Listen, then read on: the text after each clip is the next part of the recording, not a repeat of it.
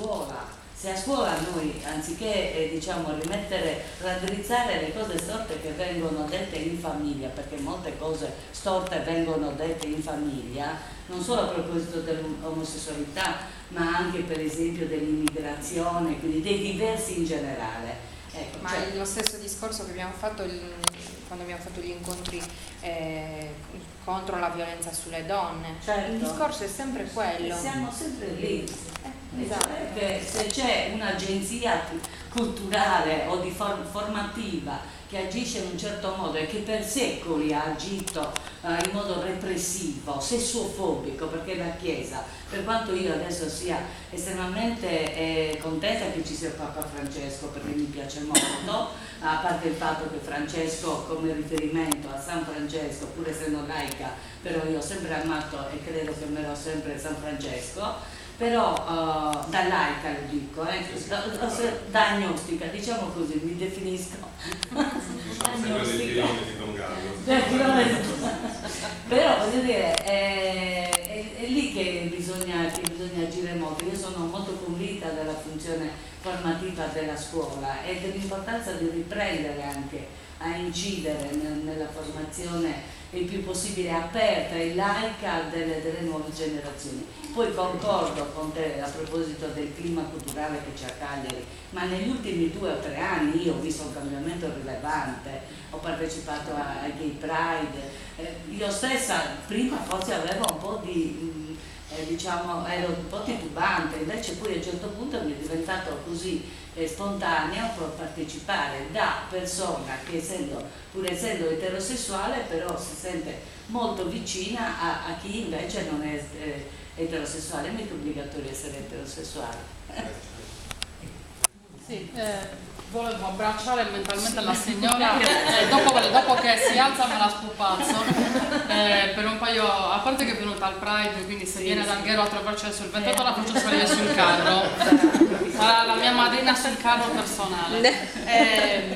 Però volevo ringraziare il corpo insegnante che è presente stasera, il corpicino, l'esile corpicino presente stasera, perché rispetto ad alcuni fatti di cronaca che sono avvenuti anche negli ultimi mesi, avere una posizione oggettivamente onesta su determinati fatti che la storia ci presenta o che la letteratura ci presenta, e comunque dare anche l'opportunità ai ragazzi di avere uno spirito critico rispetto a quello che succede nel mondo, rispetto ai fatti di cronaca o ai fatti di storia. Quindi mi sto riferendo a dei casi avvenuti appunto in un istituto di Roma, in un istituto di Venezia, dove dei genitori hanno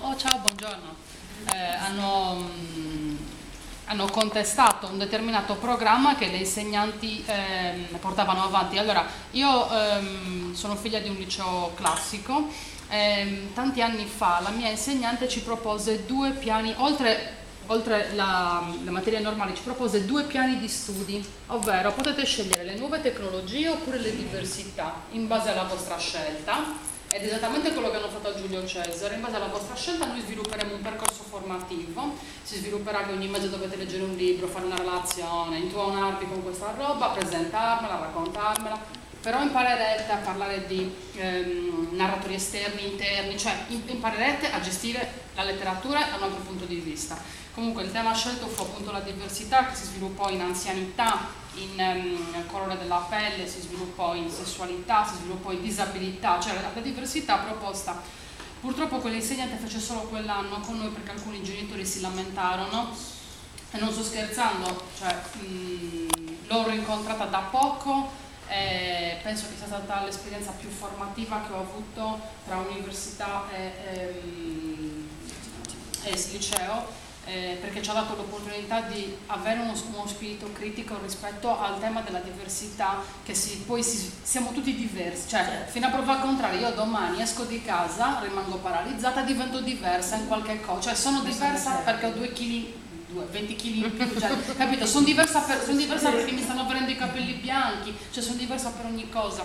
Quindi trovo molto bello che degli insegnanti appunto riescano a esprimere, cioè se la letteratura dice che Paride, Patroclo e quell'altro avevano dei rapporti, ragazzi, possiamo dire che erano amici intimi che si conoscevano dall'asilo, possiamo dire che erano no?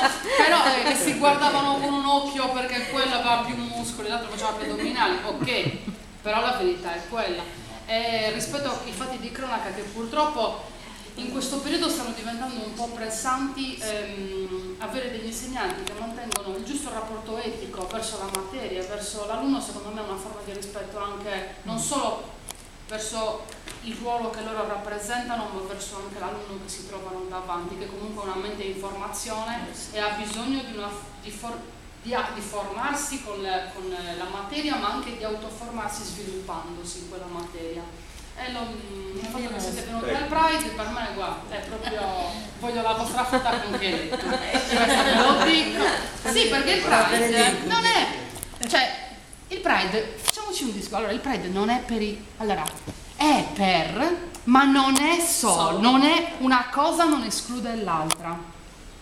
Il Pride nasce come momento di ricordo dei diritti e di liberazione. Il Pride nasce perché quelle tanto rinomate transessuali e travestite che tutti prendono in giro, un giorno si ruppero il tacco e quel tacco rotto lo diedero in testa a dei poliziotti che andavano tutti i giorni in un certo locale a New York a picchiarle col manganello. Noi dobbiamo la liberazione, il principio della liberazione anche a queste persone, ok?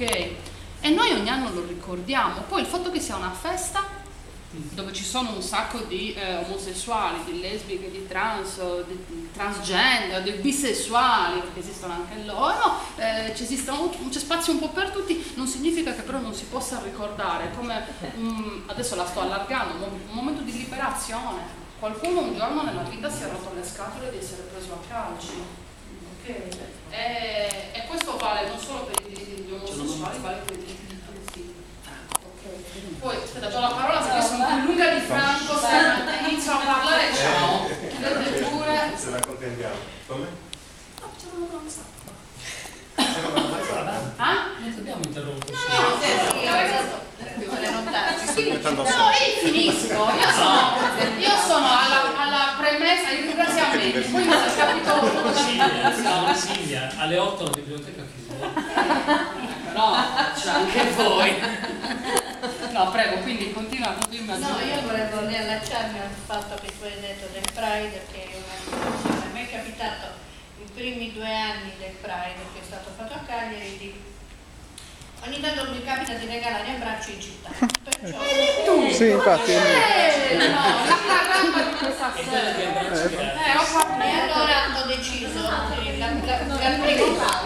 primo Pride di formare un gruppo di amici per regalare abbracci. Però la mia idea era regalare abbracci al di fuori del Pride, cioè le persone che non stavano nel corteo, quelle stavano fuori. Quelle erano da abbracciare e trascinare dentro. Quello è stato molto difficile, perché erano rare le persone al di fuori del corteo che ci abbracciavano. Mentre invece ogni volta che regalo abbraccio al Pride non c'è bisogno di chiederli. Che la gente ha bisogno. Me ne ritrovo 4 o 5 che mi abbracciano, mi baciano nella schiena, mi abbracciano le gambe. È una cosa bellissima perché Sta diventando però tipo tutto il sudore. ma io volevo solo abbracciarvi. Non è vero, perché No, è vero. in altre circostanze o in altri momenti dell'anno che mi capita di regalare abbracci in città, lo devi chiedere, capito? Lo devi quasi elemosinare, anche se molte persone ne hanno bisogno, perché molti ti dicono è anni che non mi abbraccia nessuno, o questo è l'abbraccio di mia sorella che non mi ha abbracciato in vita mia, o grazie per l'abbraccio. Ecco, questo. Però le persone non sono abituate a questo, capito? Mentre invece al Pride è una festa. Purtroppo quest'anno non ce la faccio ad andare da No. Roma. E chi ci abbraccia? Così, così. Non ce la faccio, mi sarebbe piaciuto ma non ce la faccio. Ma il Pride veramente ci vado con piacere, perché lì è una festa. Non c'è uomo-donna, non c'è omosessuale, etero, non esiste nessuno. Non ci dovrebbe essere mai bisogno di dire io sono omosessuale, io sono eterosessuale. Non c'è bisogno, perché io sono e basta. Neanche io sono Nicoletta, che senso? Che senso ha dire che io sono Nicoletta? Non ha nessun senso, io sono e basta, e così ognuno di noi è e basta. E perciò lì al Pride ogni volta è una festa. È una bella emozione. Ovviamente è un po' privilegiato, cioè ci sono meno barriere, ci sono. Sì, me ne accorgo. È un po' certe inibizioni affettive anche se vogliamo. Sì, io arrivo a casa perché è sempre d'estate, c'è sempre caldo, perciò vado sempre scollata. Io arrivo a casa che ho questa parte della schiena, lei lo sa benissimo, rossa, perché mi abbracciano quando gli uomini con la barba e mi Si facciano un bel è tantissimo, ritorno a casa che sono gasata proprio, io come altri amici del mio gruppo. Ma noi, voglio dire, qui prima a Cagliari, adesso ad Alghero, io sono davvero curioso perché comunque c'è stato uno sforzo ancora maggiore, poi l'esperienza acquisita anno dopo anno penso che può avere risultati anche migliori. Abbiamo esteso a tutta la Sardegna a questo punto, perché effettivamente, certo, il centro maggiore di maggior afflusso poteva essere Cagliari, ma penso che Alghero possa essere veramente Alghero una si è sfida. dimostrata contentissima, innanzitutto è stata una sfida non solo nel riuscire a unire tutte le associazioni che hanno collaborato, ma è stata una sfida anche nel vedere come Alghero rispondeva a cosa succede quando una città accoglie il Pride. Alghero sta stappando spumanti da marzo, quando l'ha saputo, capito?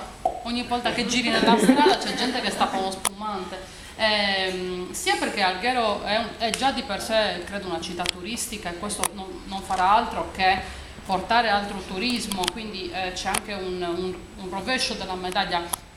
Qualcuno fa passare i diritti tramite il commercio, io preferisco farli passare tramite i diritti per diritto, però se anche quello può essere un modo per veicolare, probabilmente sta funzionando anche in quel senso. E niente, adesso c'è tutta la settimana ad Alghero di pre-Pride, che hanno fatto una serie di manifestazioni. L'altro giorno, adesso io lo dico ma ci sono abituata, c'è stato il Drag Factor, quindi uno spettacolo in una piazza dove delle drag, tipo X Factor, una cosa così, però di drag. La piazza non è che era piena, cioè non ce ne stava più, quindi un po' per curiosità, un po' per la novità, però è giustissima la curiosità ed è giustissima anche la domanda, che a me può anche dirmi ancora mi devi chiedere queste cose, però invece è da lì che parte il principio che mi farà capire che non esiste un problema se non il problema che la tua testa ha costruito mettendo barriere, ok? Quindi anche la signora che si avvicina al Drag Factor probabilmente è una signora che le parlerà con le amiche. A Cagliari è successo quando abbiamo fatto la fiaccolata contro l'omofobia, che abbiamo messo le fotografie di alcune persone di tutto il mondo che sono morte di omofobia, nel senso che sono morte picchiate, che sono morte aggredite, ok? E quelle signore a via San Giovanni si sono avvicinate ed erano lì che leggevano, senti, è questo, signora, si sono avvicinate e io, signora, sono morti, no, dai, morti, no, e io, no, sono morti, li hanno picchiati perché erano omosessuali, no, dai, non ci credo, ad ammazzarli no, sono sempre cristiani anche questi, no? Quindi tutto, dopo tutto, no, dai, passa avanti,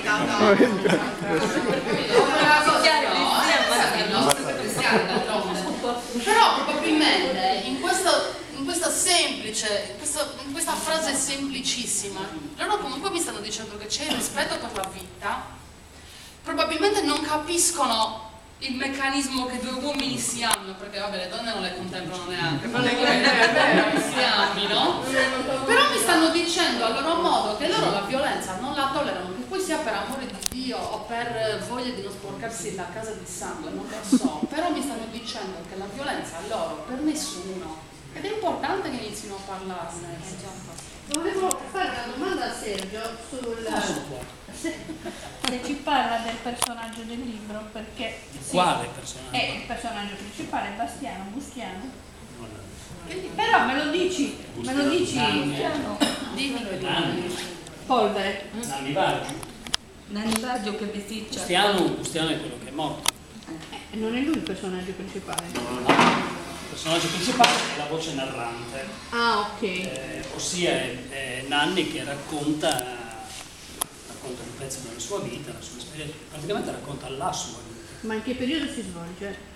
O è Il anche periodo è indeterminato, perché è una fantasia. fantasia, l'autore si scusa ma è al lavoro quindi non è potuto Ma c'è partecipare. riferimento Avremmo ospitato autobiografico? Come? No, Per niente, mi no, fa proprio assolutamente, di no, fantasia. assolutamente no. Fantasia da una storia che gli è stata raccontata. Ah, ecco, quindi.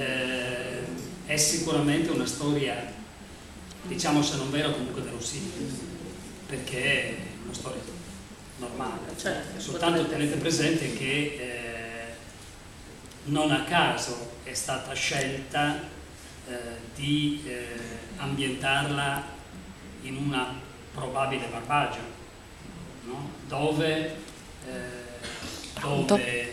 i costumi, dove la società è completamente chiusa. Però negli anni in cui io ho abitato, ahimè, in Barbagia, questo ahimè vi lascio dire me lo sono sempre chiesto. Ho detto, è possibile che in questa società apparentemente così arcaica, così chiusa, così tradizionalista, tutti così del mondo, non esistano delle persone attratte dallo stesso sesso? È impossibile. Certo. No? Francesco Mastino ha fatto questa operazione, praticamente da un racconto che gli è stato fatto a voce, lui ne ha tirato fuori un racconto scritto. Certo che lo è, non è possibile, solo che come dice appunto, vedete, io ho scelto in fondo i passi più significativi per farvelo capire, non era possibile dirlo. Cioè, anche in questa società dove queste cose accadevano, queste cose comunque non vengono dette mai. Si sanno, tutti lo sanno, ma nessuno lo dice. Mozart, poi ce l'aveva detto qualche po' di tempo fa. E quindi sì, il personaggio è praticamente l'io narrante, la voce narrante, è quello che spiega, racconta la sua vita dal momento in cui ha questa folgorazione per Bustiano che si trascina per tutta la vita. Il racconto inizia nel momento in cui lui sta praticamente morendo. Quindi io oggi non ho potuto fare alcune cose che sono gli effetti che io chiamo speciali, che si possono fare solo con un microfono, perché a voce, io generalmente non lo uso il microfono, però per fare questo la sua voce è spenta praticamente. Senza microfono la voce spenta non si può fare perché non viene sentita. Questa voce spenta racconta tutto, dalla prima pagina fino all'ultima. E l'episodio che si poteva allacciare a questo incontro sulla omotransfobia era l'incontro con Nannara. No? Nannara che è la sorella di Bustiano, la sorella che tutto sa, la sorella che ha tutto visto, la sorella che ha tutto capito, che non ha mai perdonato però né al fratello né tantomeno a Nanni di avere rubato la vita agli altri. E in questo caso rubato, avete sentito spesso il nome di Caterina e avrete capito che Caterina è stata, perché è morta, la moglie e la mamma, no? Anche della figlia che poi entra in scena. E quindi c'è tutto questo astro dentro questa donna. Ogni volta che io lo leggo mi vedo le donne della Barbagia davanti, lo smucciatore, in fardetta, tutte nere, mi vedo, soprattutto vedo Orune, vedo Momoiada, vedo questi paesi più chiusi comunque. Astio che non c'è quando la figlia racconta della mamma non c'è. No, perché lì c'è tutta la svolta generazionale. Sì. No, ma la anche figlia, la mamma stessa, quanto dice la figlia, certo, la mamma è sempre stata al fianco del marito, sempre, pur sapendolo, pur avendo capito. E non l'ha odiato, diciamo. Non l'ha odiato, ha capito però di essere stata, come dice, la seconda scelta. Questo è pesante, sicuramente per una donna, per una moglie pesante, la seconda scelta. Però era la scelta del marito. Voi sapete che in Barbagia gli uomini hanno sempre ragione, anche quando hanno torto. No? In genere dappertutto. Aspetta. No, in Barbagia... In Sardegna non è così. No, aspetta. C'è il matriarcato in Sardegna, Sì, grazie a Dio. sì, ma non per niente le donne non mi avete fatto finire la frase. Ovviamente le donne giustamente però sì, sono le manager, cioè il problema è che apparentemente il marito è quello che muove tutto, ma noi sappiamo perfettamente che chi muove tutto sono le donne, no? E questo è Barbagia poi è anche un po' un contentino che si tende a dare. Però le donne sono quelle che in realtà Barbagia è riconosciutissimo questo, soltanto determinate fila fanno muovere le donne. E quindi insomma abbiamo delle donne, le donne per esempio qui nel libro sono tutte donne, se volete, un po' di secondo piano, ma volutamente, nel senso che comunque i due protagonisti sono i due uomini, non per altro, non perché le donne l'autore le abbia messe per forza in secondo piano, mentre invece che emerge molto forte è Luisa, la figlia che è quest'altra, la generazione diversa, la figlia che ha sempre tra l'altro vissuto a Cagliari, no? Perché ha studiato a Cagliari insieme al fratello, perché è vissuta, perché va avanti a Cagliari, quindi la sua mentalità è diversa, più aperta, non è più la mentalità ristretta barbaricina, è una mentalità aperta. Infatti lei capisce, lei perdona, no? A nome suo, perdona a nome del padre, e c'è un punto che poi non c'è, perché è un capitolo diverso, e alla fine si chiede: ma perché devo perdonare? Non devo perdonare a nessuno, no? Non c'è niente da perdonare. Non c'è niente da perdonare. Cioè in fondo la morale di questa infatti il titolo non a caso è intitolato Polvere, no? Tutto è una polvere che poi si dissolve nel tempo, e quindi come tutto ciò che è polvere in realtà, che traccia lascia? Sì, lascia delle tracce, ma delle tracce che diventano sempre più labili, sempre più deboli e sempre più diverse nel tempo. Tant'è vero che il tempo passa, ma questa è una cosa del passato, una cosa di tanti anni fa. Sì, però delle persone quel passato lo hanno vissuto e l'hanno anche pagato, ovviamente. Però vedi, io tra i due personaggi femminili, Nannara, sì, l'ho trovata molto realistica, cioè mi sembrava quasi di vederla proprio. Certo. E tu hai trasmesso bene la sua cattiveria, perché c'era la cattiveria proprio. C'è odio. La sua ristrettezza mentale proprio totale, perché non accettava assolutamente che il fratello potesse amare un altro uomo, no. Proprio era fuori dalla sua mente. C'è una spiegazione, no? Cioè quell'uomo, che poteva anche essere una donna, sarebbe stato lo stesso, sì, gli stava portando via il fratello. Sì, sicuramente. Cioè è la frattura di famiglia, no? Cioè, mi sottrae. Però ecco, quel personaggio io l'ho trovato molto realistico, mentre ho trovato l'altro, Luisa, invece, un po' poco verosimile. Ora non so se sono io che lo interpreto così perché mi è sembrato un po' eccessiva questa sua accettazione del fatto che il padre amasse un altro uomo. È un'accettazione di molti anni, però. Sì, cioè, ci sono molti anni dietro. Devo dire che io stessa, messa davanti a una situazione del genere, probabilmente non avrei reagito come lei. Tieni presente che l'ha accettato la madre. Sì, la madre l'ha. E quindi la madre ha trasmesso questa accettazione ai figli. Probabilmente è funzionato questo meccanismo, però io l'ho vista come personaggio, l'ho trovato meno verosimile, però poi il romanziere è lui, certo. Decide lui come fare il suo personaggio. Sicuramente dovremmo aver spiegato perché. No, poi l'ho riscritto, va bene così. No, ma ti sto dicendo, Francesco ti avrebbe spiegato perché magari l'ha tratteggiato così. Scusate un attimo, dici l'ora? Mandaci. Sono le 8. Perfetto, ciao. No. Ci sono altri interventi, poi stiamo chiacchierando alle 8 e tutti via. Di Cagliari, prima stavamo parlando di Cagliari e di come è cambiata Cagliari.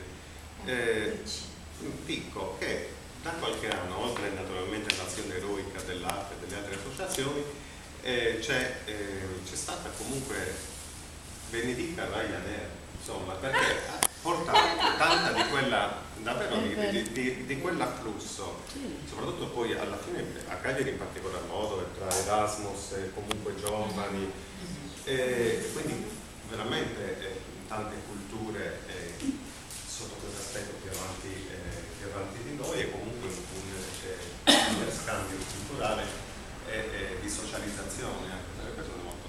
Io spero veramente che le rotte siano sempre più numerose, il giorno che ci manca quello probabilmente perderemo veramente un valore aggiunto.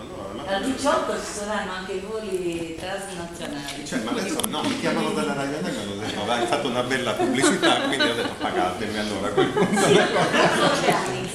Ci saranno i voli transoceani. Così ho letto oggi. No. Non è male, cioè, però Cagliari in questo ha dato una mano. Io dico, fenomeni di eclatanti comunque di omofobia non ce ne sono stati. No, obiettivamente mi dicono, per esempio, ma Franco, guarda che tu diciamo sei ancora precario al lavoro perché dichiari di essere omosessuale. Ho detto, ma ragazzi, ma non vi diciamo io quando tutte le voi mi avete conosciuto con Franco e poi dopo naturalmente scherzando, cioè se parla di suo marito io posso parlare di mio marito, insomma, voglio dire mio marito per modo di dire, perché comunque voglio dire c'è un'apertura da parte delle donne, questo sicuramente. Gli uomini presi singolarmente, questa è la mia esperienza personale, perché il branco scappa, fugge, cioè fa quadrato contro. O attacca. Sì, il branco è sempre però la maggior parte delle persone con le quali si può parlare, lo so per quale motivo, sicuramente hanno la femminilità, e forse quella parte anche di femminilità che abbiamo noi. Si attraggono. Si attraggono, non lo so, ma sto ipotizzando. Poi, le donne sono molto complici, accettano l'omosessualità maschile, meno quella femminile. Io ho notato. A me è sentito una collega dire no, ma i gay no, non ho nessun problema, sono simpatici, le lesbiche mi fanno un po' schifo. Davanti a me ha detto una cosa del però non era lui, lei l'ha detto, ma ho notato che le donne, perché cosa succede? Il meccanismo mentale qual è? Che gli uomini si sentono minacciati, hanno paura di ricevere avance dai gay. E la stessa cosa secondo me succede alle donne etero, un po' meno, sono diciamo un pochino più, però capito, cioè invece una donna con un gay si sente tranquilla anche, sa che non riceverà avance non desiderate, e poi c'è la parte femminile, hai ragione tu, che si incontra. Sì, ma c'è una invece le donne sono meno propense, le donne etero a non, per carità, poi le cose stanno cambiando anche lì per fortuna. Come? Significano che le lesbiche hanno anche dei gusti, quindi non è che come le lesbiche, non è che hanno gusti come le lesbiche. Una donna che non piace viene per forza corteggiata, una brutta non viene corteggiata neanche da una donna lesbica, è la verità. Si dice, va bene, ma tu hai detto di essere omosessuale ad un amico e quindi ti conosceva già, quindi no, perché molto spesso accade il contrario, cioè confidi al tuo amico del cuore, così la tua omosessualità però io penso che veramente bisogna liberarsi dagli schemi, sono questo, sono l'altro, si va verso una comunicazione, poi le persone con le quali interloquire veramente poi ciascuno di noi tra virgolette se le sceglie nell'ambito del possibile, perché poi se vai su una comunicazione di tipo istituzionale o formale anche nel mondo del lavoro poi diventa i problemi esclusivi. L'importante è comunque non gettare la propria condizione in tutto e per tutto, ripeto, a prescindere da tutto, appena ci si vede, voglio dire, ma io sono omosessuale, non sono Franco. Considerate che comunque nelle esperienze lavorative che ho avuto non ho mai avuto problemi, a meno che nella stanza di Bottoni abbiano deciso diversamente, forse in una società nella quale ho lavorato, non lo dirò per correttezza, però lì c'erano dei manager piuttosto, erano quasi tutti uomini ma omofobi, ma anche le donne erano omofobe. Posso dire una cosa, se non mi mangiate viva perché parlo troppo.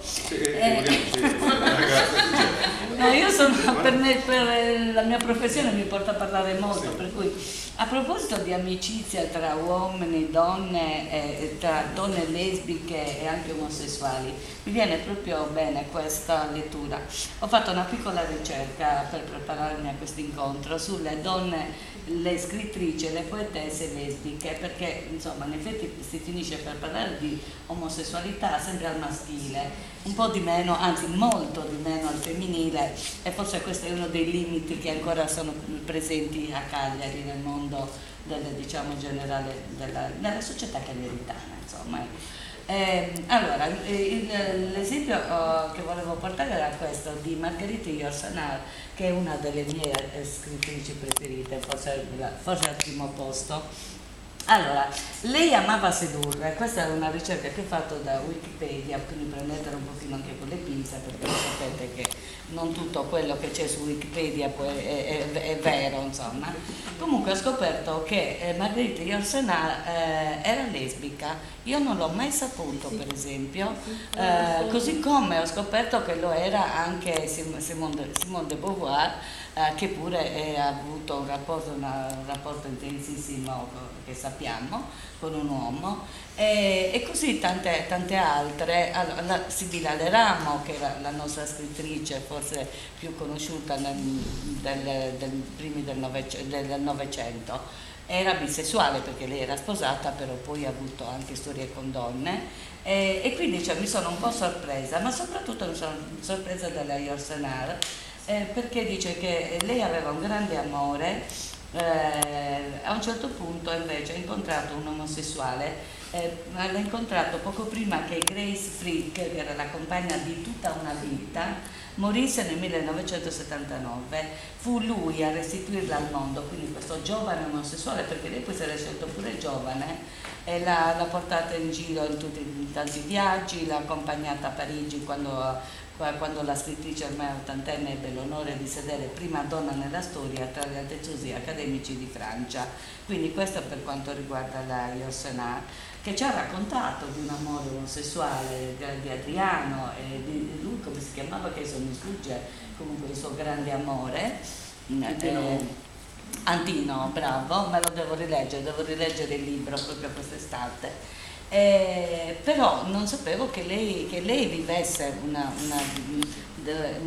modo intenso anche questo prego. Sì, per molti anni ha avuto questa compagna. Io non lo sapevo, che Stein sì, di lei sì, di Virginia Woolf sì, perché è risaputo, però di moltissime, ma anche delle scrittrici e delle giovani scrittrici italiane, per esempio non si sa, non si conosce. Ne ho trovato una americana che è la prima lesbica moderna, Anne Lister, e questa donna è nata, pensate un pochino, nel 1791, è morta poi nel 1840. E questa proprio la prima lesbica moderna, definita come prima lesbica moderna, lo intenderà nel senso del periodo, non antica, perché altrimenti potrebbe essere Saffo, cioè come antica. Tra l'altro Saffo non c'è nella vostra, manca Saffo, non ho capito. Abbiamo messo tutto. Non è possibile. Quindi c'è questa donna, e poi la presenza di Simone de Beauvoir, che addirittura ho scoperto riusciva, l'amore lesbico per de Beauvoir è iniziato già da ragazzina, perché quando parla di Zaza, è un personaggio che, se non ricordo male, delle memoir, e lei era proprio innamorata di questa sua compagna, era nelle scuole medie, e in seguito poi ha avuto anche altre storie.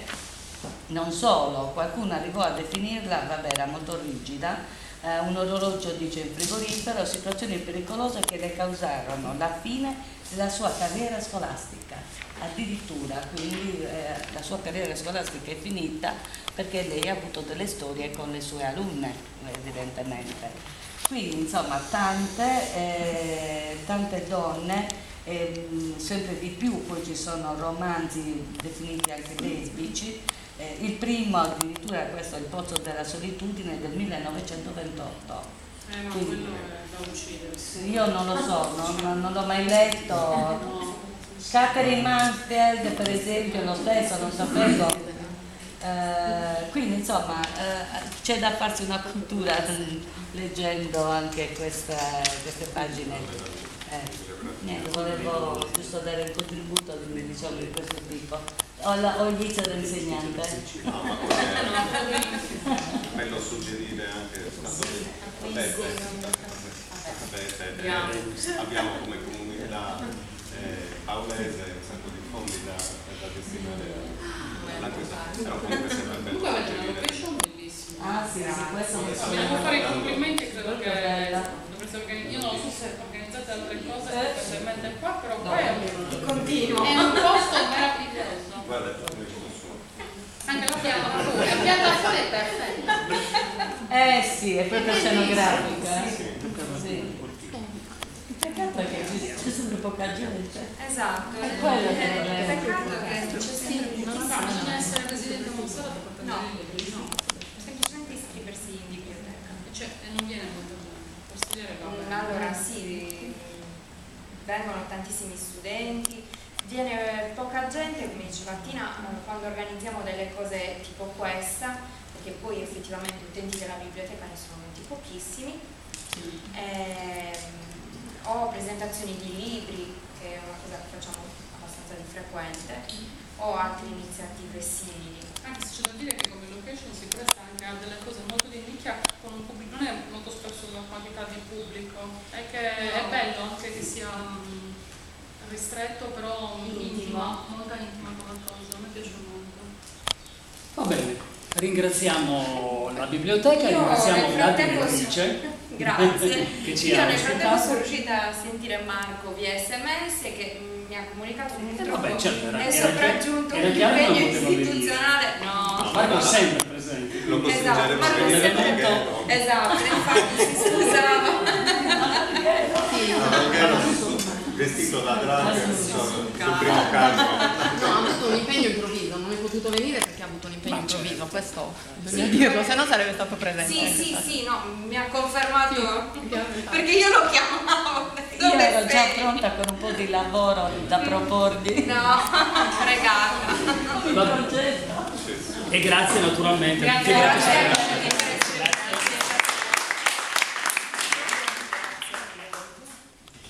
Se volete finire per venire ad Alghero ce li ho, 10 euro studente.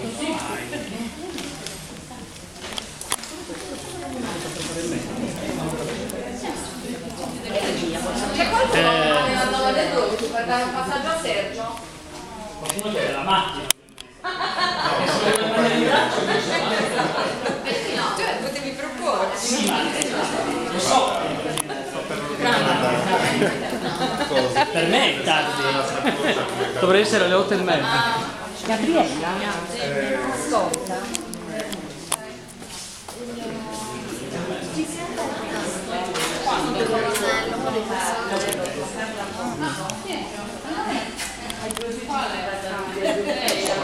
Siamo anche belle in piazza. Un giorno che c'era il questo sulla disabilità.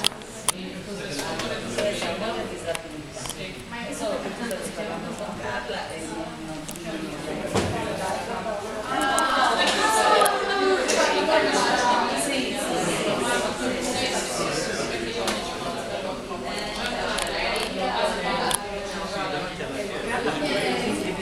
perché la Sì, poi fa la magliettina del Pride. Ah sì, quella la prima, aveva la prima magliettina del io alla prima Pride sono andata a fare apposta con mia figlia. Perché mia figlia aveva un aiuto di classe, era molto positiva, era molto positiva. Allora andiamo davanti. Tante che Dicevo, almeno ti dici cosa vuoi. cioè proprio Dopo sì.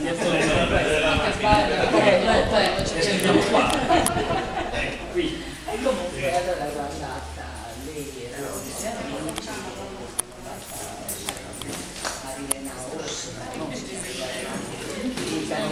amica di Nunzia, Sì, sei amica di Nunzia sicuro. Marilena è quella che ha cucinato per quelle donne che hanno portato Ok, il... ho capito? capito. E quindi insomma poi c'è